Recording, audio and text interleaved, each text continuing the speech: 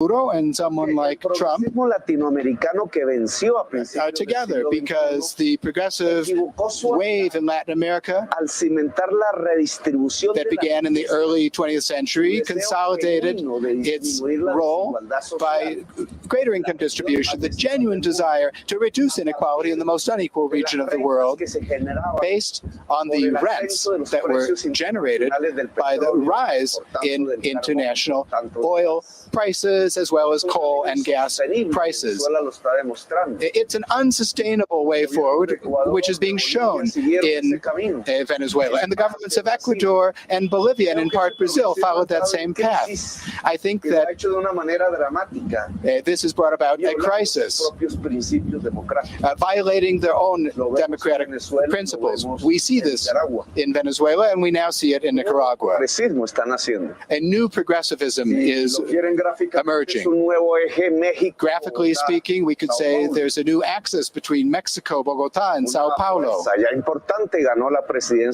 Now, an important force has won the presidency of Mexico. We almost did the same thing in Colombia with 8 million votes. And it may happen in Brazil if the current dictatorship there allows it. That new axis should propose for Latin America a new role in the international order. Reject being assigned being mere exporters of raw materials, of fossil fuel raw materials. That alone would bring an end to Colombia. And we need to have a new role. Production based on knowledge. Production without carbon. A decarbonized production.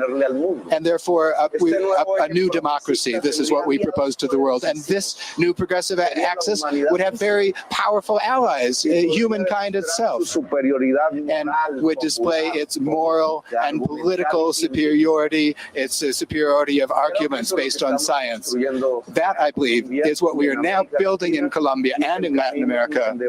That is the way forward that we are going to be trying to insist on in coming months and coming years. That's Gustavo Petro speaking on Democracy Now! In 2018 after losing to the right-wing presidential candidate Ivan Duque.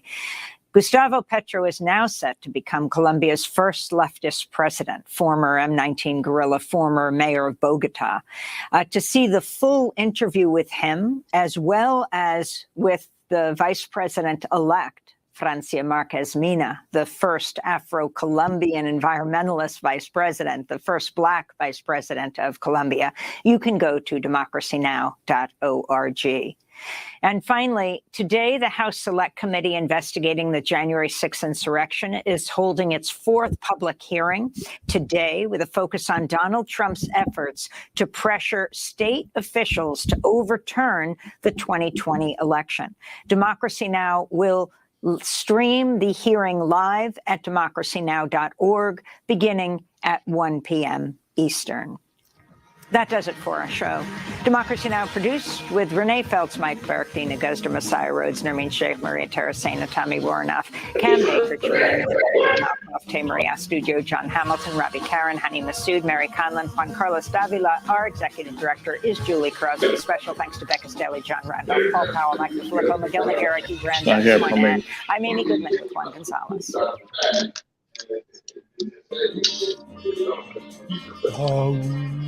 Are you taking up yoga? I'm just getting ready to volunteer for the KFAI Content Advisory Committee. Pass me the aromatherapy oils, will you? I think you mean the Content Advisory Committee. You're talking about the virtual KFAI meeting every third Tuesday of the month where you can have a say in KFAI's programming, right? The one where you register to attend at kfai.org/CAC, and you'll be meeting with the general manager, program director, board liaison, and other KFAI members. You mean I've done all the stress management stuff for nothing? Yeah, I'm betting someone could use it. KFAI celebrates Pride with 24 hours of programming from the Twin Cities LGBTQIA+ community. I'm DJ Shrimp Chips, and you can find me on MSG Radio every Thursday, 10 a.m. to 12 p.m. Catch all the Twin Cities queer content on Thursday, June 23rd at 90.3 FM in the Twin Cities or around the world at kfai.org.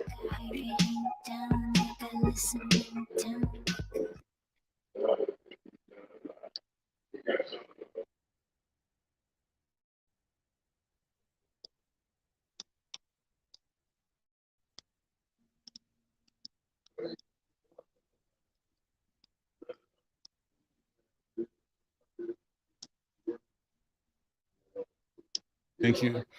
Good afternoon, everybody. I'm Al McFarlane. Welcome to Conversations with Al McFarlane. Thanks, Pete Rhodes, for letting me know that my audio was turned off.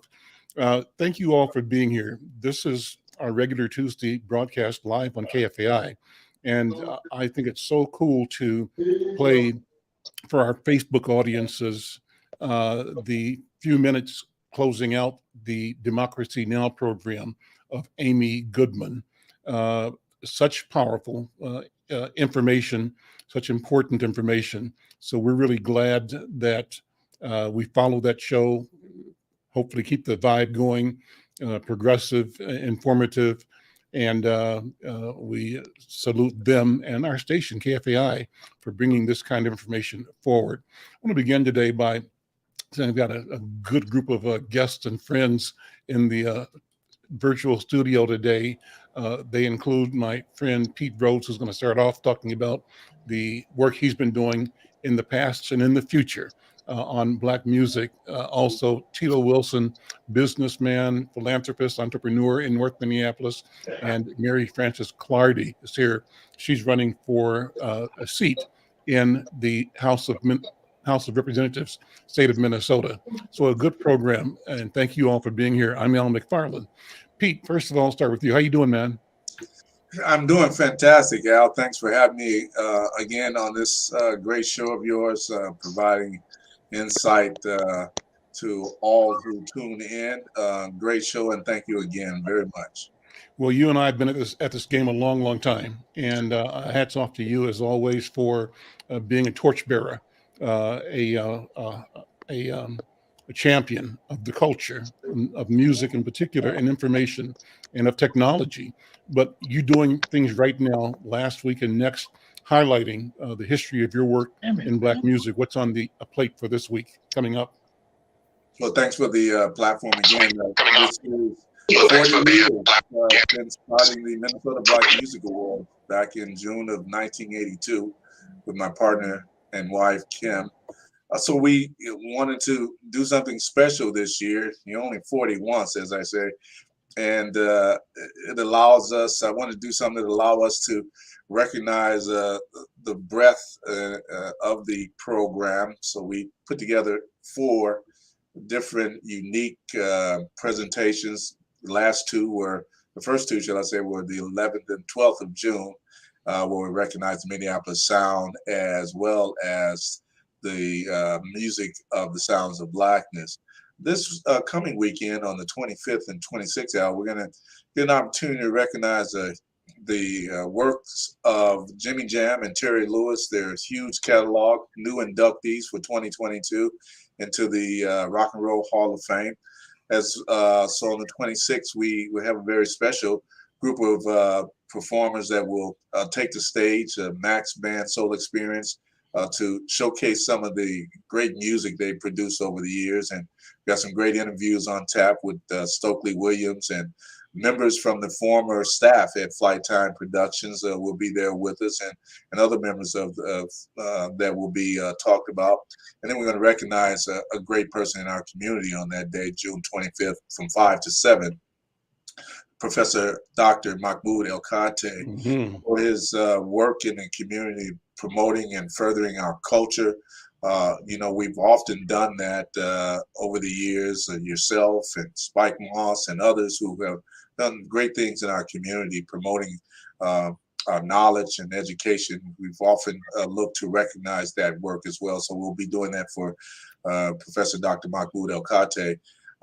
And have a great performance. Lisa Moy is coming on this 2 days for the 25th, 26th to host the shows for us. Last time around, we had Shed G, who was a great host for the program. We're looking forward to a great presentation by Lisa Moy as well.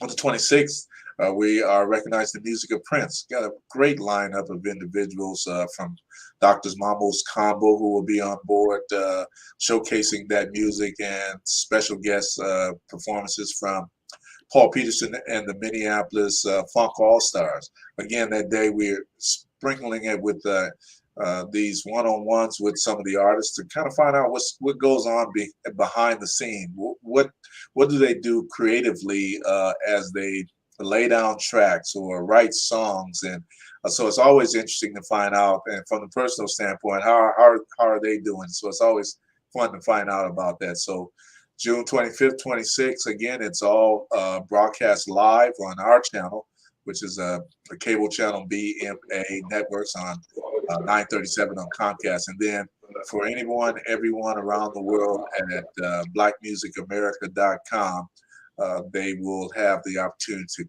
to link in and see the broadcast live as well. So we hope people will tune in for the program. Pete, you've done a great job just being a documentarian and a presenter of the great talent in this city to the city and to the world. I remember being your host sometime way back when you had the event at the prom in St. Paul. And that year, I think your special awardee was Prince. Yes. And I remember, Pete, that somehow there was something wrong with the tux I was going to wear. And my daughter, Celine, was coming with me, and she insisted that I go to the place and get a new tux, rent a new tux, because I had to be right. And she was just so happy that she was with her dad and going to see Prince. We got a chance to go backstage for a minute. And so opened the door up. Prince was sitting there with his people. And so I said, well, say something to her, She couldn't say anything. She just stood there looking at him, right? So he just laughed and smiled and said hi. Yeah. But that's kind of the impact, personal story on me. But you must have some great stories. What have been some of the most surprisingly beautiful and empowering moments you've had as an organizer, presenter? Are there stories you can share? Yeah, often we did the program at the Prom Center a few years, and it was great to have just a community and individuals like you, who I had looked at as a giant in our community with the newspaper and all the things that you did. And I definitely needed Black media. Without Black media to jump on board with us on this, we had no real way of getting it out. So, you came on board right away with us. Cameron J came on board right away with us, and we were able to really supplant the information into the community, and the turnouts were always great. So I guess if any of the stories that I have would be about this community, that you as a producer, you often wonder if what you're doing works, if people will want it, if they will enjoy it and come out to it.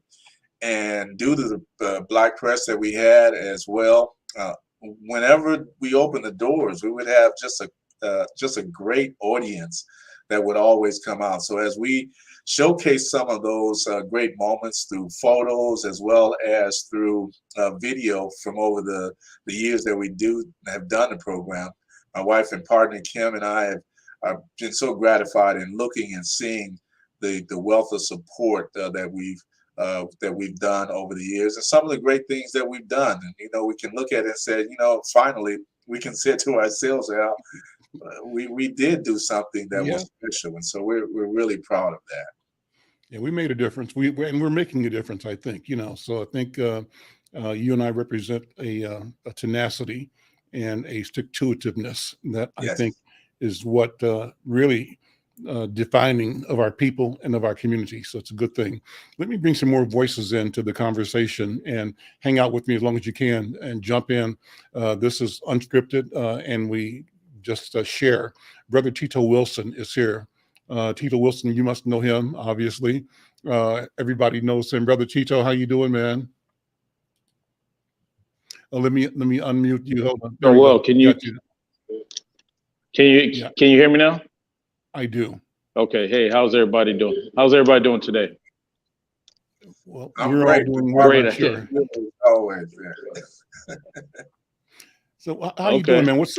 Hey, Al, as a businessman and philanthropist and entrepreneur, I wanted you to just jump on and introduce who you are, what your business is, what you do, and sort of wrap with me and Pete and our other guests as we go along about the state of our community, what we need, where we're going, and whether you are positive or how you feel about our status and our future. So let me just start by introducing you again and having you introduce yourself and your business and your mission.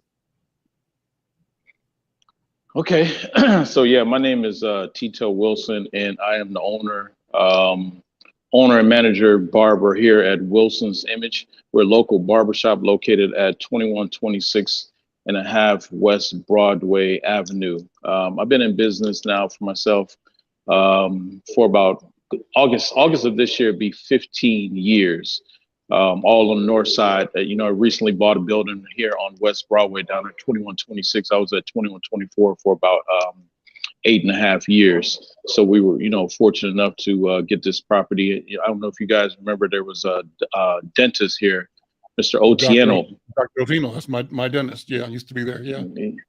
Absolutely. So yeah, so he retired maybe about 5 years ago, and someone bought the building, but things didn't work out the way she wanted to, and she ended up selling it to me last year. So here we are now. To your question, you said, how do I feel about the state of Black people? No, I'll talk about what's on your mind. I just threw that out to start with, but actually, Tito, this is open architecture, right? What's on your mind today? What are you thinking about today? And you and I haven't talked like this. What you want to tell me? Right. Okay, good. So there's a few things. I mean, about a few things that we do here in the shop.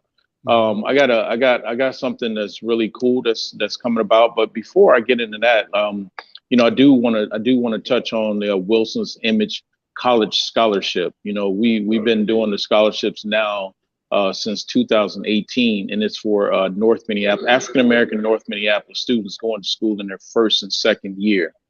So I'm looking to get the word out about it. I mean, I've been talking about it, making sure the kids are applying, sending in all the proper criteria to get a scholarship.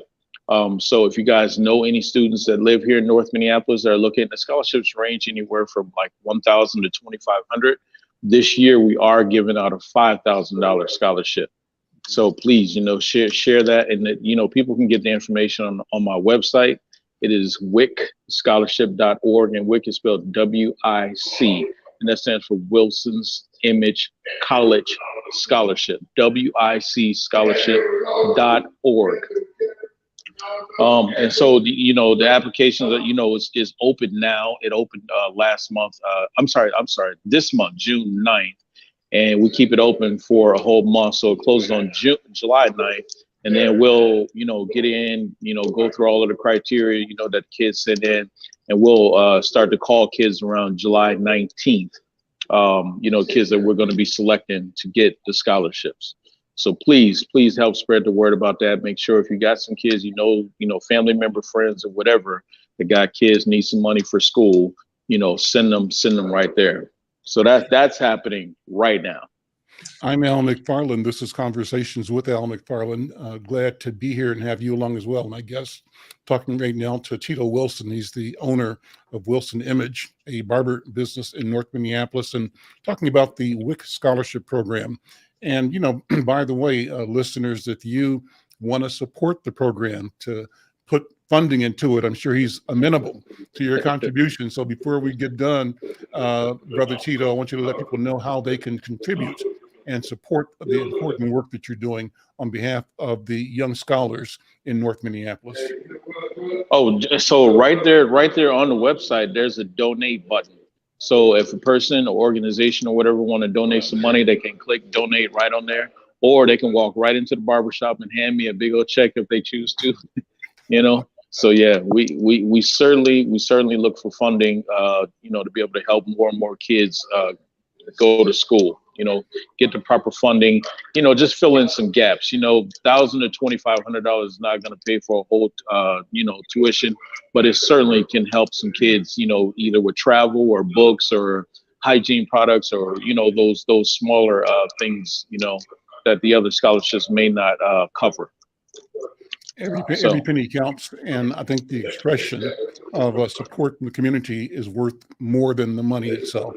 the fact that it comes from you, comes from us, I think is what provides an ingredient of empowerment that money alone doesn't provide. So thank you for doing that. I'm going to have you talk more about what you're doing and how you got into your business, but I want to bring one more voice in, and then we'll have kind of an open conversation. And that is Mary Frances Clardy.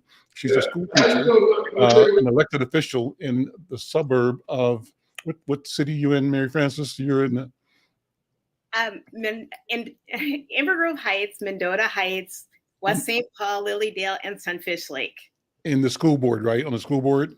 I am on the school board in Amber Grove Heights, yes. Right. And she's running for a seat in the Minnesota House of Representatives.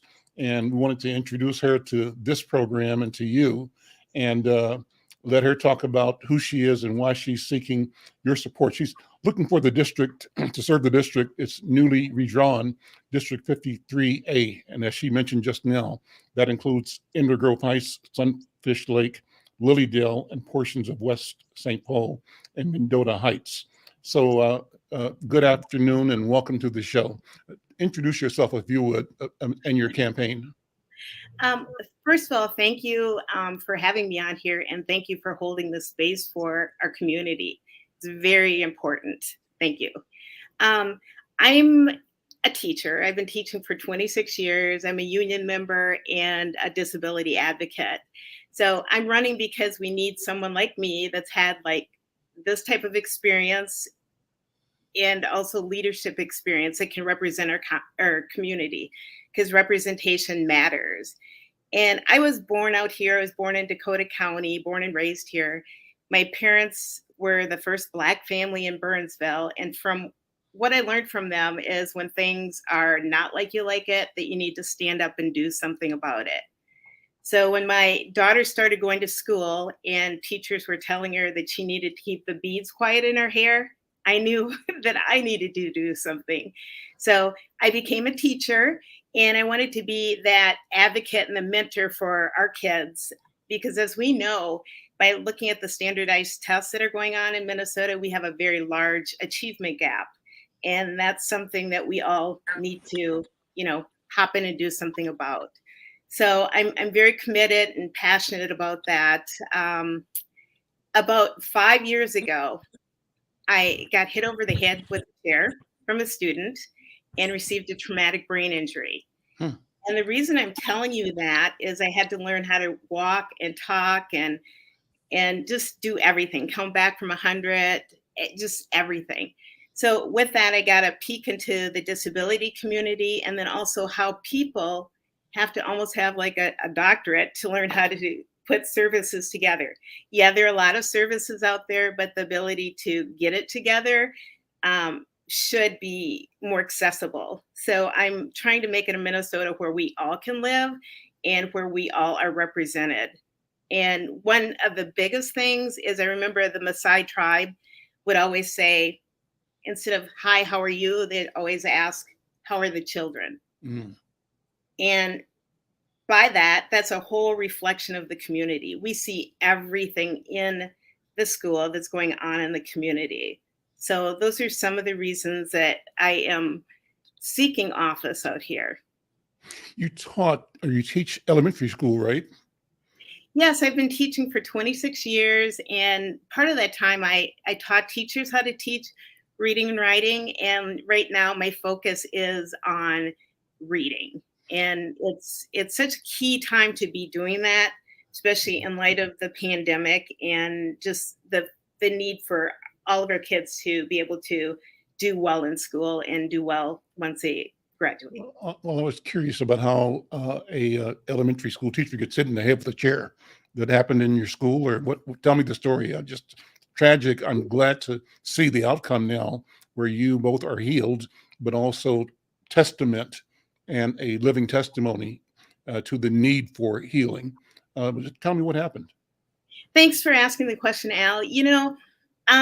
Initially you'll think it's the child, right?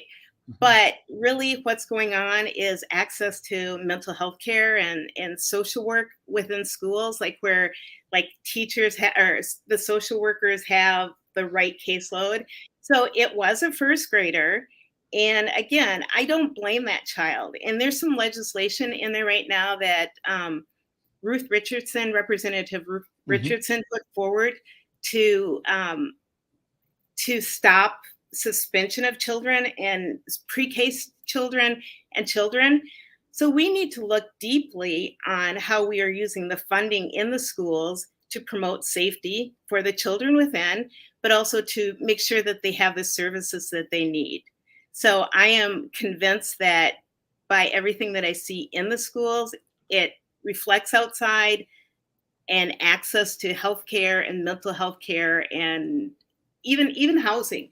The worst thing is I see these babies coming to school every day, and then all of a sudden they stop coming to school. And they stop coming to school because of maybe insecurity with housing or unaffordability with housing. So going back to the school, there's a lot of things that are going on that we need to be really mindful of. And back to being hit over the head, that was traumatic, but it's symptomatic. Tito, let me lead this back to you. You work trying to support education, but you see families in our personal and private moments, men in particular, in your barber chair. And I know that part of the joy of getting a haircut not only is getting the cut, but getting the conversation that occurs between the barber and the customer, or between the people in the studio, in the barber shop. And so having heard Sister Mary Frances Clardy's story here, the little we've heard, but also looking at her commitment to serve in a public arena to bring attention to both challenges and solutions, what goes through your mind? What do you see in our people as you talk to us up close and personal in your work as I call them barbers and healers? You didn't hear me, Tito? Okay. Oh, unmute you. Okay, got it. Do that. Okay, there we go. Sorry. Yeah. All right. So, Mary, I'm so thankful that you didn't give up on the kids after having that terrible situation. It says a lot about you, and it shows that you don't blame the kids. Because I think a lot of times adults will blame kids, and a lot of times kids, they can be frustrated. They have a bunch of situations going on, and they're just acting out. But here in the shop, we hear so much about different things that happen, in the schools, and we see a bunch of things that happen in the community. And what it tells me is that kids as well as families, they're thirsty, they're starving. You know what I mean? People need a lot. So people need a lot around housing. People need a lot around food, like healthy foods. People need a lot around, just being properly educated. People need a lot around, mental health. There's so much lacking in our community that needs to be addressed. And a lot of times people act out, so I was reading something about a month or so ago, and I'm going to talk about this community health event that we're putting forward. But one piece that I added to, the health resources that are coming into this event is I talked to Twin Cities Habitat for Humanity. A lot of times people don't understand how housing insecurity leads to a multitude of problems. So housing insecurity can be, it can be linked to bad health, bad behavior, even adults. A lot of times adults, and this is part of the study I was reading, adults, sometimes if you're struggling with your house, maybe you're going to get evicted, or you can't afford it, or rent is looming, and it's a problem for you. A lot of times kids are mistreated when parents are suffering. You know what I mean? When parents are suffering financially and not being able to, properly afford their house. So that could be part of the problem, a lot of what we're seeing in the way that kids are behaving. So that, and it's just so much more that our youth are dealing with. Pete, what are your thoughts? Well, echo Tito on Mary's fortitude for supporting our youth in our community. One of the initiatives that we're working on this year as well is T-shirts for music teachers, a fundraising scenario that we want to start through the Minnesota Black Music Awards, because music is certainly important. And I don't know, as you know, and coming up in school, I had a lot of music courses, arts courses that, you know, help to strengthen my mental focus and give clarity to a lot of things. When I got into the music class, it just seemed to kind of clear out a lot of my head things that were going on maybe throughout the day. And I'm not sure whether or not our schools are really strong into curriculum that is important, and particularly for our students, for all students, but students of color.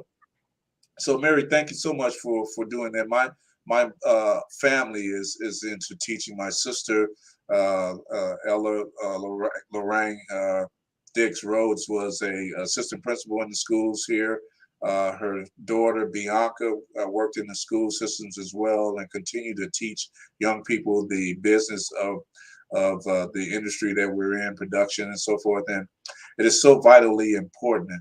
We at the Minnesota Black Music Awards are commending any and everyone who, like yourself, Tito, who is working on providing those essential pieces. Those little, people think they're small, but you know, $5, $50, $100. I certainly will be supporting financially your program moving forward from here. Is so vital and important. So we should all take up the mantle as individuals in our community to help support, like Mary said, how are the children doing, to help support the children. And yeah, this is great conversation. And thank you again, Mary and Tito, for the work that you're doing with our students. Let me introduce you guys to another friend of mine who used to live in Twin Cities, but who's joining us now from Bahia in Brazil. And his name is Yoji Sena, Mestre Yoji Sena da Bahia. That's correct, I think. Yoji, right? Yeah. Let me unmute you. Hold it. Can you unmute on your side? I'm trying to. All right. There we go. How you doing, man? I'm doing the best that I can right now. Actually, I'm, as I told you in private, I just came from a psychiatric hospital with my son. How is he doing? He's doing better now. Doing better. Okay. Listen, I'm glad that you chose to take this connection. And my hope is that this conversation, this moment of sharing, is a healing moment for you. And what's important to me, Yoji Maestre Sena, is that I also know that the work you do as a teacher, as a leader, as an educator, for you who don't know it, Yoji Sena is a master of capoeira, a teacher. So he has embodied the idea of the personification of healing through movement and through art in the form of capoeira. That's been one of the tools that we as African people, particularly out of Brazil, have used as a way of knowing and a way of being and a way of overcoming, a way of healing. So Maestro Sena, thank you again for being here. Thank you for all the work you have done. And our prayers and our thoughts and feelings and energy go to you and to your son. So tell me what's happening with your son, what, as much as you want to share. And the idea is that whatever you say is going to be appropriate for this conversation, because we're talking about health, and thanks to Mary Frances Clarity by opening the door for this conversation. It's kind of not a coincidence, but it is a coincidence, but I don't think many times in this way. More being back here home, I think it's the auditions might be leading to this. So my son, like the lady that was when I connect in, he had a TBI also a couple of years ago, and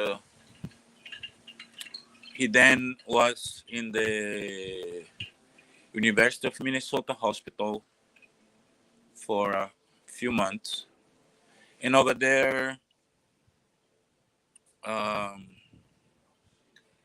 he was in many ways a victim of the structural racism, and in many cases also of incompetence of some doctors.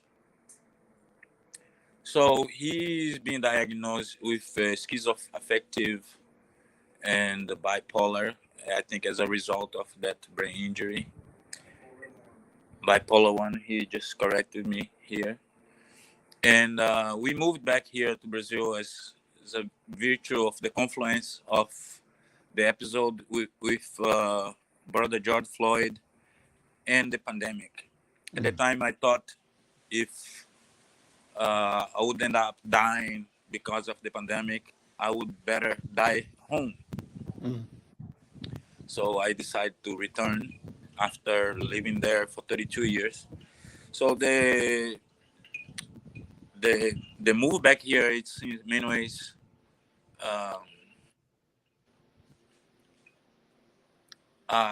experience, because in certain way now I'm a foreigner in my own land.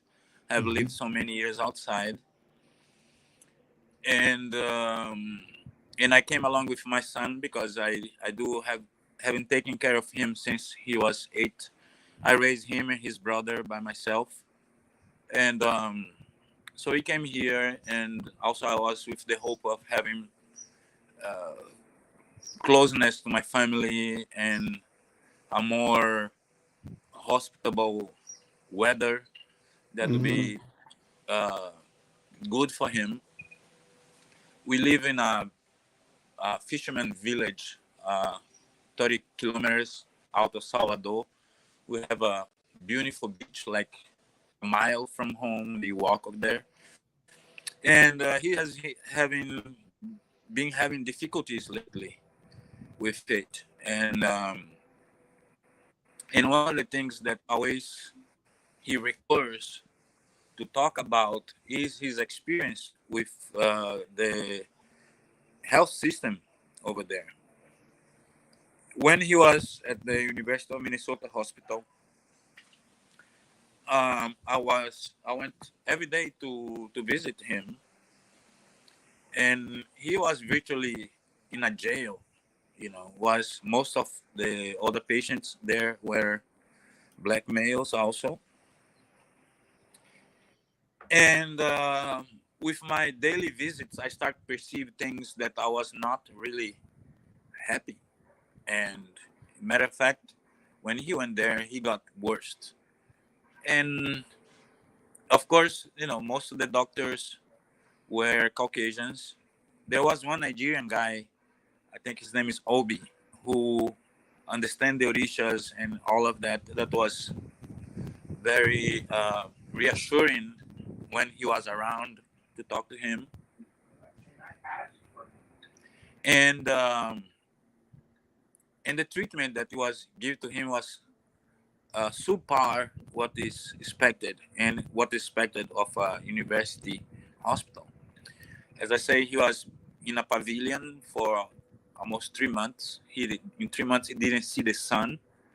They didn't walk him out. He was in a warden, basically, fed medicines, and in certain way that assembly line therapy. I have witnessed his doctor there, a white lady, say to a patient that was my son that she have never saw anybody more aggressive in her life. Mean. Yeah, he's listening here. She had the courage to tell me that, and to tell him, and the lack of heart to tell this to a patient that was through a crisis. She has the gall to say that she have never encountered somebody more mean than my son. And of course I start to make asking questions and make people uncomfortable, and is when they decided to discharge my son, and discharge him without a plan to what further do after he left, and I was left on my own to try to figure out. So at the same time, as I say, I just came back from a Brazilian mental hospital that curiously, the name of the hospital is called Juliano Moreira. He was the first psychologist, one of the precursors of psychology in the 19th century, and he was a black doctor. So it's a public hospital, and you might to imagine in the reality of Brazil, it's not as fancy as you expect a hospital. But yes, we were helped very quickly, and you talk to the psychiatrist, and he's much calmer right now. So in the last week, he has attempted around 6 times, and the Irish has woke me up many times in the middle of the night, and I was able to intervene. Last night was the same.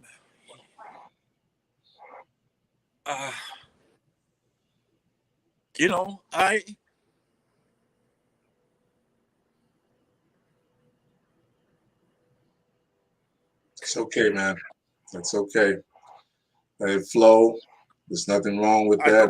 I don't complain. Yep. That's what is happening. I don't think it's any punishment or anything. I'm still very honored to be his father and to be his only caretaker.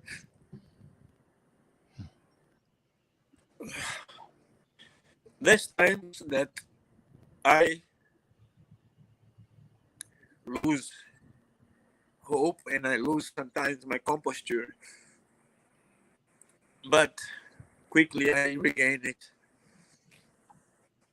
And I am just trying to do the best that I can. I'm trying to find any kind of help, as being the scientific or medical help, spiritual help. I made a lot of friends here in this time that I'm here. It's a fisherman village, so it's a lot of simple people, but with a human quality that I was missing in Minnesota. Closeness. Yoji, thank you. Pete, you sent a word of healing. And I want to thank you for just the empathy and the connection and the impulse to reach out to brother Yoji. Go ahead, Pete. Yeah, Yoji, I just want to thank you, man. I mean, God works in mysterious ways. Here you are today explaining your journey, which is helping all of us and everyone else that's listening in on this program. You have a story that should be told further. And I just want to just say, I am so blessed to be and grateful to be here with you today to hear your journey. But as a man without children, to see the heart, the strength that you are providing for your son, that you're honored to be his father, even with the difficulties that you have there. It's just so gratifying. And thank you so much for sharing that. As Mary talked about, Tito talked about, we as a community need to open our arms as well to people like yourselves and brothers and sisters, and share these stories, which are so important during these times that all of us are facing mental difficulties in our lives. So big ups to you, your son. We send love and prayers as well to you, and stay strong, my brother. Thank you so much. Mary Frances, jump in here. Just impressions, feelings, thoughts. You know, this is one of the reasons I'm running. And you put a light on this. You're not alone. Everyone in their family has someone and someone that they're close to that they need to help with this and to help navigate the system. The system shouldn't be set up that you need a PhD to get the services. It sometimes appears like everything's available, but I also know that having some mental health issues with some family members, that navigating the system is not easy. And there's no reason that the system's not there to support your son. And I keep going back to these African proverbs, but this is another one. It says that a village by the Maasai, a village that is not discussed is not built. So if we don't talk about it, how's it going to change? Tito, what do you think? You're doing a great job. Thank you. So, I would like to say, man, much love and just guidance, spiritual guidance into you, Mastre. I believe we know each other, though. I believe we met each other before. Yes, we do. Through Melissa. That's right. I was sitting here looking at your face like you look very familiar, and I definitely know that name, man. So, just God blessings to you and your son. I know it's got to be tough, man. It's got to be scared, but the Spirit of God is definitely working with you. You say you get woken up at night to, if something's calling you to help save your son. So just be strong, man, and just, prayers to him, and you're on my heart, brother. Thank you so much. Pete, your thoughts. I hadn't clicked till you said it. You made reference to the fact that we're coming out of Father's Day yesterday too, and you talked about observing the power and the meaning of fatherhood, exemplified by the presence of Brother Yogi, the love he has for his child, his son, and the duty that he is representing in this discussion. The duty. Yes. The duty, yeah. Brenda, it's my son. Nobody else should be doing. Let me bring Brenda Lyle Gray. And Brenda, I saw you grab the Kleenex there. I think all of us have a Kleenex, and it's okay. Brenda, what are your thoughts? And I had in mind first just the fact that you are an educator, like Mary Frances Clardy. You're a retired school teacher, and I know you have a bond there as well. Unmute if you would, Brenda. Okay. I am just like, I know your heart. And after 37 years as an administrator and a teacher, I don't know how many parents that I have worked with that have experienced what you have just described, and know that God does still reign, and he loves his children. And, as we see what's going on in the country, that's what we're concerned about, is their future. And what you have described is saving your children's future. And you made some bold moves, and you stood up. Al will tell you, when we grew up, and his mother was one, she was an activist. And she not only stood up for her family, but her extended family and the children in the neighborhood. And so did my father.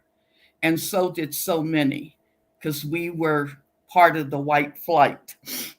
But I just want to commend you. And I also want to thank my boss for having this type of platform for someone like you to come in from a fisherman's village in Brazil and feel free enough and close enough to this man to be able to say, this is where I want to be because I'm hurting. Congratulations for the manhood, for the fatherhood, and for your dedication and commitment to your children. I raised 2 girls alone. I know it's not easy. I had my parents, and that helped. And Mary, to you, I wish you the very, very best. Our children need warriors. And we had warriors growing up, and we need more of them. So I'm sorry for the tears. And Tito, one thing I wanted to tell you, I loved Barbershop, the movies, and mainly because my father looked forward to Saturdays. And whether his hair needed cutting or not, and these were neighborhood barbers. You remember Al the barber over on Indiana, Jessie? Yep. She was one of the, and my father, that was it. And it might have taken 2.5 hours to get that haircut. But boy, did they have a good time on Pabst Blue Ribbon beer and discussion. So thank you all. Every time, I mean, I've been writing for Al for 2 years, although we've known each other for 70, and I'm so grateful. But let me tell you, this was one of your best, and I keep saying they just get better and better. And Pete, congratulations on a great program. I watched it down in Santa Fe. Tito, jump in again. I want you to make sure you talk about the event that you have coming up so that people know they can mark their calendars. And Mary Frances, I want you to also make sure that you tell people how to get behind your campaign and learn about it and support it if they will. Pete obviously wants you to make sure we don't leave the program without inviting people again to the important events coming up next couple of days. But one of the things that I heard in your conversation, Yoji, and you can tell me if I'm right or if I'm wrong, the difference that you, I think, were describing, as I see it, was in one situation where you and your son were not seen as fully human, or your humanity was not fully seen, but you described, and you didn't go into detail, but the feeling I got from the place you are now in Bahia, in a psychiatric hospital, suggests that there is not a question of whether you deserve life, whether you are human. Your humanity is not at risk or at question. I don't know if I'm saying that the right way. Does anybody hear me? What I'm trying to say? I'm trying to say that there's a place in and among us where we know ourselves and we know our potential, and we know the presence and the power of the Spirit in our lives. And we are, I don't know how to say it any differently than that, but Yoji, respond if you would, however you want to. I was in the way here in the Uber coming. The hospital, it's in a neighborhood called Narandiba.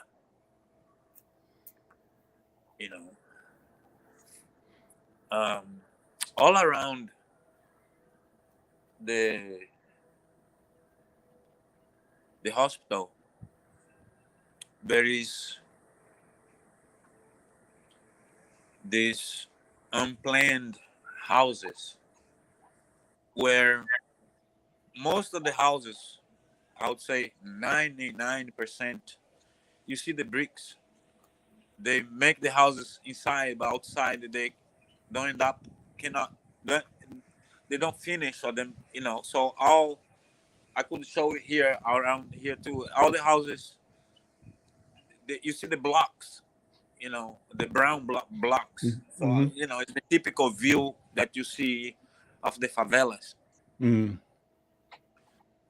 That this mass of brown walls, beige walls, many, I would say also that 80% of those houses are inside, they are beautiful. They have, white tiles on the floor. Sometimes the whole inside the house is white tiles, because easier to clean and also prevent humidity to come in. I was talking in the way with the Uber driver, the difference, because everybody thinks I'm crazy after I have lived in the United States to have returned here, And I was telling, now at least I can laugh again. I try to never lose this capacity of laughing and laugh of myself. So I was telling them, two things about my experiences. It's the same shit with different smell. Or living in the United States is good, but it's shitty. Living in Brazil is shitty, but it's good. Okay. So here you see, because I compare sometimes my experiences back and forth. And I was listening when I was first talking, first connected with you guys, that this complaining about this of our reality in Minnesota, our reality in the United States. But when I compare also here with this new reality of mine, I see that you have so much resources and opportunities than here. And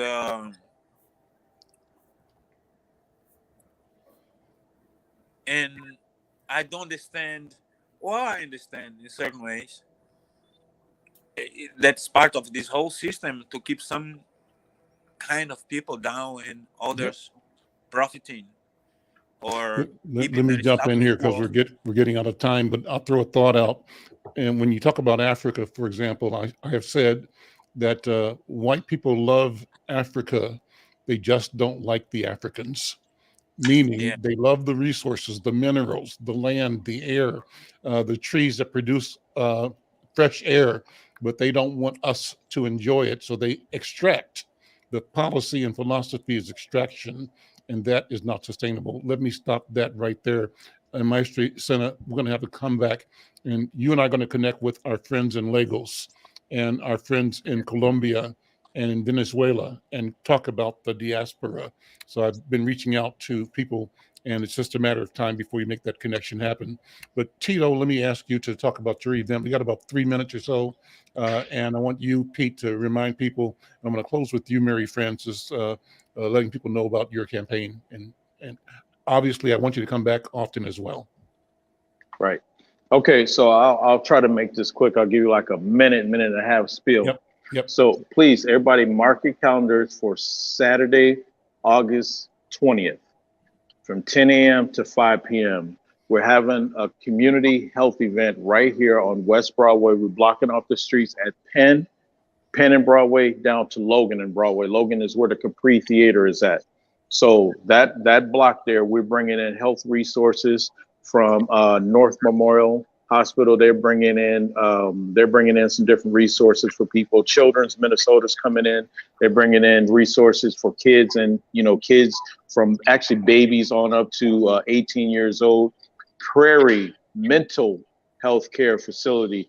They're coming in, having some guided conversations with community about healthcare, what it means, how you can get involved, how you can get access to the resources they provide. We have our sister Anissa Keys. She's bringing her program, Aruba Emotional Health.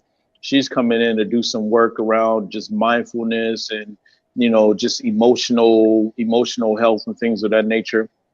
And also talked earlier about bringing in Twin Cities Habitat for Humanity. And again, they're going to just kind of talk to people about what it means to have like housing insecurity and how it impacts your mental, physical, and emotional health. And they're going to talk about, show people different ways where they can possibly apply to get into Twin Cities Habitat for Humanity houses.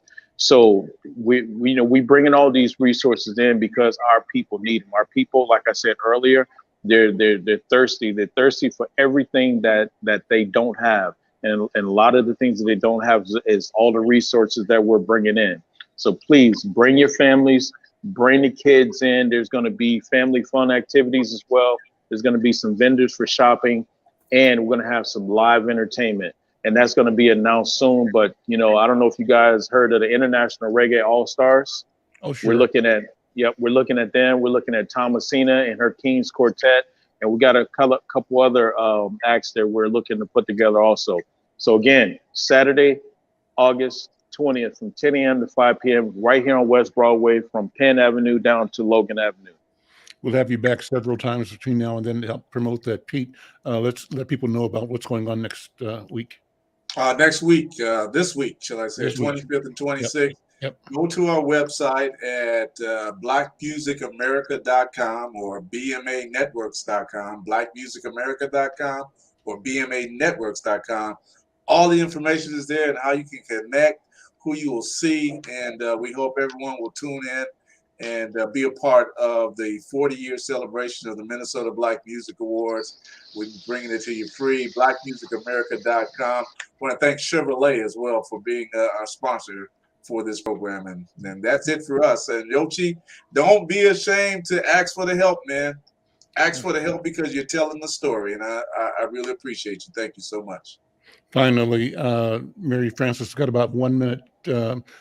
Introduce yourself again. Not introduce, but tell people how to follow your campaign and your work. Great. Thank you so much. I'm Mary Frances Clardy. I'm running in 53A. I can really, really use your help.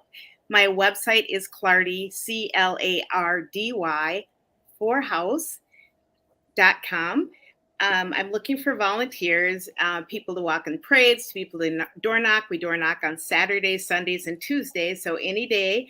Also looking for donations.